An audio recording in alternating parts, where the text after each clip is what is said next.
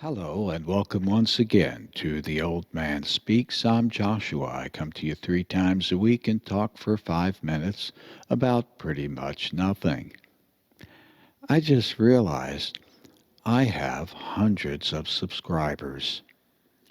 Ancestry.com says I'm 100% Jewish.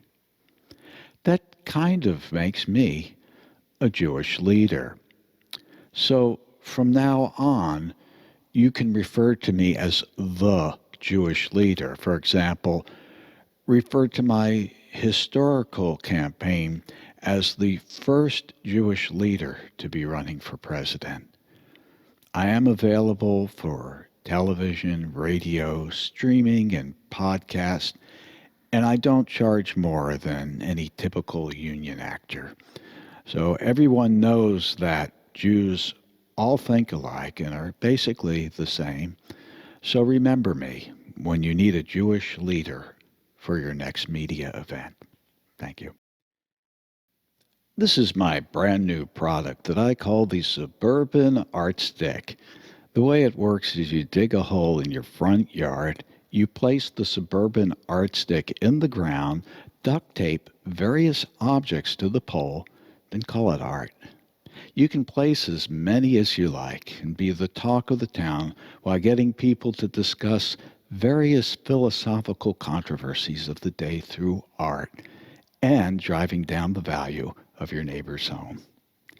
Damaged flags, tattered religious symbols, large empty boxes of condoms or firearm ammunition, they're all favorites, and this makes a great present for people who crave negative attention. Okay, enough with the sarcasm. So people often ask me, what are your favorite movies? The truth is, I don't watch many movies anymore. But when I was younger, I OD'd on movies. I'd watch movies to escape the present. Now I want to live in the moment, so I don't really have time to sit and watch movies that are 2, 3 hours long. But back then I used to like the older movies.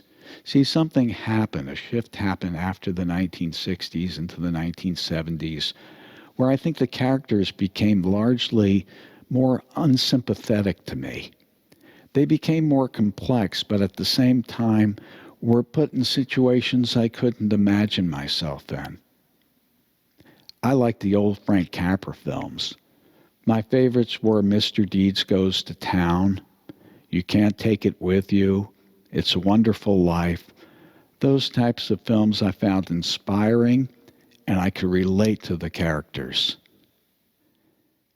I love the fact that in these old films, every camera angle, every frame looked like a beautiful portrait, and the rhythm of the film just flowed along between the editing and the script and everything being put together. Looked like a great piece of music to me. What I think is the perfect film was a television film in the late 1950s, 12 Angry Men. Everything is perfect about that film. Great acting, great screenplay, great camera angles, great editing, a perfect film. Another film I liked from the 1970s, Monty Python and the Holy Grail. That was supposed to be a low-budget film, but the color in that film is beautiful. The soundtrack is beautiful. The acting is hilarious. The screenplay is very, very, very funny. To me, that's another perfect film. Now, I'm sure there are a lot of films I'm not remembering right now. The Wizard of Oz had the best musical soundtrack ever. How about On the Waterfront with Marlon Brando? That was a good one. But I'm sure you all have your favorites, and you can drop me down a list of your top 5 movies. And it'd be interesting to see what people come up with. The last movie I saw in its entirety was Spare Parts, and I thought that was a good film, something a little bit more modern. If you go to my channel, you'll see a tab that says Playlist. If you go to the playlist, you'll see a playlist called Joshua Polak. There you have hours worth of music. You can just leave it on while you do other things, and hopefully you'll find something you enjoy. Until next time, Have a great week.